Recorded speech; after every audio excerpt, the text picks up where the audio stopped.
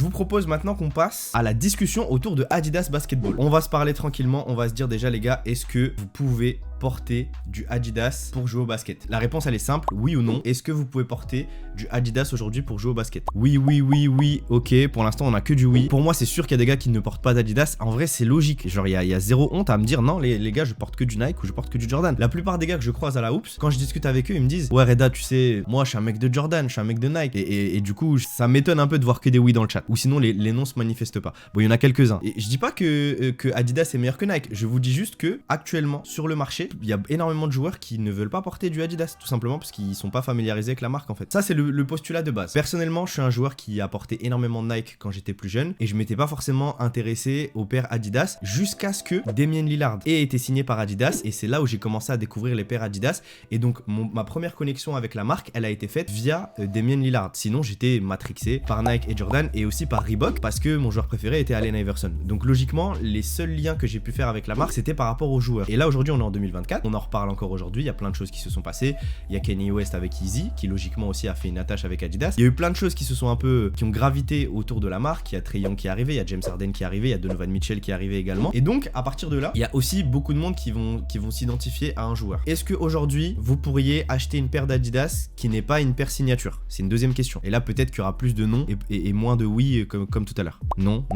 Ok, ça veut dire qu'aujourd'hui, si on va sur le site d'Adidas par exemple, vous n'allez pas du tout faire attention aux paires qui vont être proposées mais pas par des joueurs signature. Typiquement, voilà. De toute façon, ce qu'il y a en haut de la page, et ça ment pas, Harden volume 8, Anthony Edwards, Trae Young. Ça, c'est les 3 paires signatures qu'on a. Et après, on a de l'Anthony Edwards, toujours on a de la Donovan Mitchell. Et regardez, ce que Adidas met dans chaussures de basket, il n'y a pas que des chaussures de basket. Il y a de la Adidas Forum. La Adidas Forum, c'est une paire assez iconique et historique chez Adidas, avec une influence b-ball, mais qui ne se porte pas du tout sur le terrain. Vous allez pouvoir retrouver de la Rivalry, c'est pareil un peu que la Forum, c'est une paire à héritage b-ball, de la Crazy One, etc. Donc Adidas aussi aime bien placer quelques autres modèles, parce que la gamme non plus est pas super grande. Je vais voir si je peux pas trier et par exemple aller chercher du performance basketball. Est-ce que je peux aller chercher du performance chaussures basketball homme? Vous voyez, il y a Rivalry, Forum, Classics, Chapters. Donc là, je vais mettre Oops, Crazy, Harden, Don. Il n'y a pas les traits. Vous avez vu, on n'a même pas les traits, on n'a pas les Edwards dans le filtre. Donc ça marche pas. Donc du coup, on se retrouve avec toutes les paires, performance et pas performance à l'intérieur. L'héritage b-ball, il l'intègre dans ce truc-là. Bon, ça, c'est pas gênant, mais globalement, on est d'accord. Et là, ça rejoint vos retours. Toutes les paires b-ball, aujourd'hui, je pense que 90% de ce qui est vendu, c'est globalement des paires qui sont affiliées à un joueur. Maintenant, et durant ces dernières années, ça a été aussi important, moi, dans mon expérience en tant que créateur de contenu, de checker qu'est-ce qu'a fait Adidas dans le monde du b-ball. En 2018, il y a eu Joel Embiid et Jamal Murray qui sont passés sur Paris l'été pour pouvoir faire, je crois qu'il y avait un tournoi de jeunes joueurs et du coup, il y avait une activation très rapide. À l'époque, j'avais pas énormément d'audience, du coup, j'étais pas invité, mais j'avais fait le déplacement à Paris pour aller participer à cet événement qui était gratuit, du coup, pour le public. Ça, c'était le premier truc et mon premier feedback sur Adidas. Les autres feedbacks, c'est les joueurs qui sont signés. Donc, il y a Gershon Yabusele, il y a Juan Bégarin, par exemple. Dans le championnat, il n'y en a pas énormément, mais il y en a quelques-uns qui sont signés là-bas et qui donc sont dans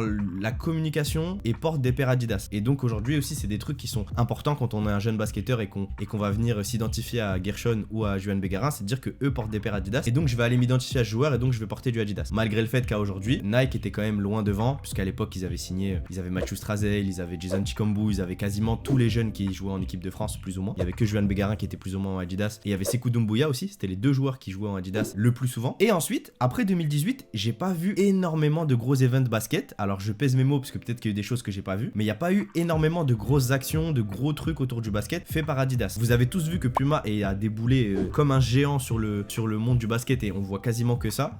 Dites-moi si je me trompe, hein, mais sur les réseaux sociaux depuis 2 ans, j'ai l'impression de voir que du Puma. Je bosse beaucoup avec eux et c'est aussi une preuve qu'ils activent les créateurs, mais il n'y a pas que moi, hein. Il y a quasiment tous les créateurs de contenu qui ont dû ou qui ont pu pousser à un moment donné du Puma. Ils ont envoyé des paires à pas mal de monde, ce qui fait que Adidas est vraiment... En fait, on oublie vite tout ce qui est hors Nike. Et désolé d'être aussi transparent, mais en vrai, pour moi, Nike, c'était un peu comme Rhino Shield. En mode, c'était cite-moi 3 marques de coque, tu vas dire bah Rhino Shield, après tu vas bugger et tu vas pas savoir quoi dire après. Et bah, je trouve que c'est pareil quand Puma est arrivé et quand Nike est déjà installé déjà depuis un moment. Là, je vous dis, citez-moi plusieurs marques de shoes, vous allez me dire bah Nike, vous allez me dire Jordan, vous allez peut-être me dire Adidas et Puma. Et du coup, j'ai l'impression que Adidas a perdu aussi quelque part de marché et en vrai, ils en ont perdu en France lors de ces dernières années avec le retour de nos amis de chez Puma. Et donc, quand on signe un joueur comme Anthony Edwards et quand on commence à communiquer, parce que je pense que vous avez vu les campagnes de pub d'Anthony Edwards, je me suis dit ouais, il y a quelque chose et je pense que ça va driver un mouvement autour d'Adidas et je pense qu'en 2024, ils vont revenir en France, c'est mon avis, et je pense qu'ils vont revenir de façon beaucoup plus soutenue qu'ils l'ont fait sur ces dernières années. Moi, je pense que c'est ma vision. Pourquoi? Parce qu'ils ont trouvé pour moi la superstar qui va leur leur permettre d'aller toucher la nouvelle génération et pour ça ils sont obligés de mettre du support, de mettre du budget marketing pour aller développer ça au global. Donc ça m'étonnerait pas qu'il y ait Anthony Edwards qui fasse les JO ou qui vienne en France pour une tournée ou un truc comme ça bientôt, tu vois. Et pour moi le potentiel il est juste incroyable avec Anthony Edwards. Vraiment il est incroyable et ils ont vraiment été poussés des portes qu'ils avaient pas poussées avant. On va aller regarder la campagne mais ils ont vraiment bossé un truc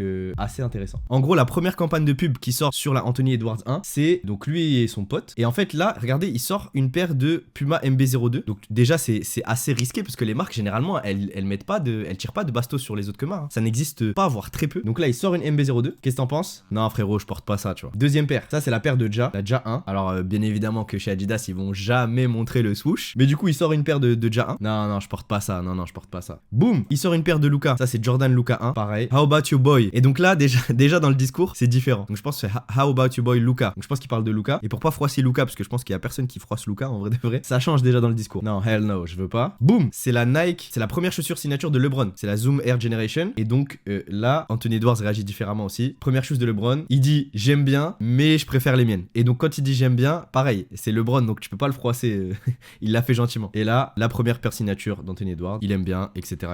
Et donc du coup, marketing très offensif, moi je trouve que c'est très fort. Je sais pas ce que vous en pensez de cette campagne, mais je trouve que ça manque un peu dans le monde du marketing actuel, ça manque un peu de punch, ça manque un peu de bif, ça manque un peu de, je vais pas dire de clash, mais ça manque un peu de, faut que ça picote un peu. Et moi je trouve que c'est cool. C'est une bête de campagne qui a fait que du coup tout le monde en a un peu parlé. Et donc Adidas, Anthony Edwards, première paire signature, le retour de Adidas dans le monde du basket français. Et qu'est-ce qui se passe? Bah bien évidemment, votre ami Rookie il se reçoit un mail. J'ai reçu un mail de nos amis de chez Adidas ou une agence qui travaillait pour Adidas pour travailler sur une campagne autour de la Anthony Edwards. Alors normalement c'était une campagne que je devais livrer en février, au final ça s'est pas fait. Mais globalement, quand t'es créateur de contenu et que t'as une agence ou une marque qui t'envoie un mail, ça veut dire que la marque a envie d'investir, ça veut dire qu'ils veulent faire la promo, ça veut dire qu'ils veulent en parler. Et donc pareil, quand je reçois le mail, je me dis waouh, mais en fait Adidas, j'ai quasiment eu zéro collaboration avec la marque. J'aime bien les produits, je vous dirai mon avis un peu après, mais j'avais eu zéro collab avec la marque. Ça fait des années que je teste les modèles Harden, Trae Young, Donovan Mitchell sur ma chaîne YouTube, etc. Mais j'avais jamais reçu de produit, ils m'avaient jamais calculé. Et donc le fait qu'ils me calculent, je me suis dit ok, ça veut dire que là il y a un vœu de revenir dans le game. Et donc je vous dis pas ça un peu à l'arrache, il y a vraiment ce souhait là. Bien évidemment il y a d'autres choses qui sont mises en place, le sponsoring du Paris Basket, le sponsoring de l'Adidas Arena, hein, puisqu'il appelle l'Adidas Arena. Moi je vais vous donner mon avis sur les produits Adidas. Encore une fois, on est là pour se dire la vérité. À date, Adidas, comme je disais, c'est une marque qui est qualitative, c'est une marque qui fait partie du top 3 des marques globalement sur le basket. Et je pense qu'ils sont 3e, parce que Nike et Jordan sont 1er et 2e, si je dis pas de bêtises. Et moi, ce que je pense, donc, du coup, des paires Adidas, c'est que c'est des paires qui sont un peu plus qualitatives que les paires Nike. C'est des paires qui vont durer plus longtemps dans le temps. C'est des paires qui vont généralement avoir des matériaux qui sont premium. C'est des paires qui utilisent des amortis, notamment comme le Boost, qui sont utilisés grandement et qui sont plutôt efficaces. Adidas développe des stratégies, notamment avec des amortis comme le Light Strike, qui sont utilisés sur les derniers modèles. Je pense que Adidas n'a jamais été aussi bien loti qu'en 2024. Regardez bien, et ça c'est un vrai indicateur, c'est les joueurs et les équipementiers que vous avez sur le All-Star. Réfléchissez bien et regardez le nombre de joueurs Adidas. Trae Young, concours à 3 points, concours de meneur et All-Star. Anthony Edwards, concours de meneur et All-Star. Donovan Mitchell, qui portait du Adidas, qui a fait le concours à 3 points et également le All-Star. Lillard, qui gagne le concours à 3 points en back-to-back. Voilà, donc ils ont réussi quand même à placer 4 de leurs joueurs sur le All-Star Game, et du coup c'est là où tu vois que la marque elle a réussi. Les 4 joueurs font partie des meilleurs de la ligue. Ils ont 4 joueurs dans le top 15. Tu peux pas faire mieux, plus ou moins. On est tellement pas dans cette vibe là qu'aujourd'hui ça vous fait rien. Je pense que vous y avez même pas pensé. Et en fait, à la fin de la journée, ils ont 4 joueurs dans le top 15 NBA. Même si t'enlèves Embiid, Randle et ceux qui ont pas pu participer. C'est juste que je pense que d'un point de vue marketing, il n'y a jamais eu autant de force que chez les autres marques. Et du coup, le fait d'arriver avec une campagne comme ça sur Anthony Edwards, ça me fait du bien de ouf. Je trouve que c'est incroyable. Ça donne un peu plus d'air à tout le monde et surtout ça rebat un petit peu les cartes autour des équipementiers. Quand je dis ça, c'est plutôt quand vous voyez une campagne comme ça vous donne envie de vous intéresser à la marque. Et moi, en tant que testeur de produits, c'est trop cool. Et donc voilà mon positionnement un petit peu sur le retour d'Adidas. Je pense qu'ils vont faire des grandes choses cette année. Je suis pas un devin, mais globalement, ils ont quand même bien bossé leur sujet. Et donc voilà ce que j'en pense.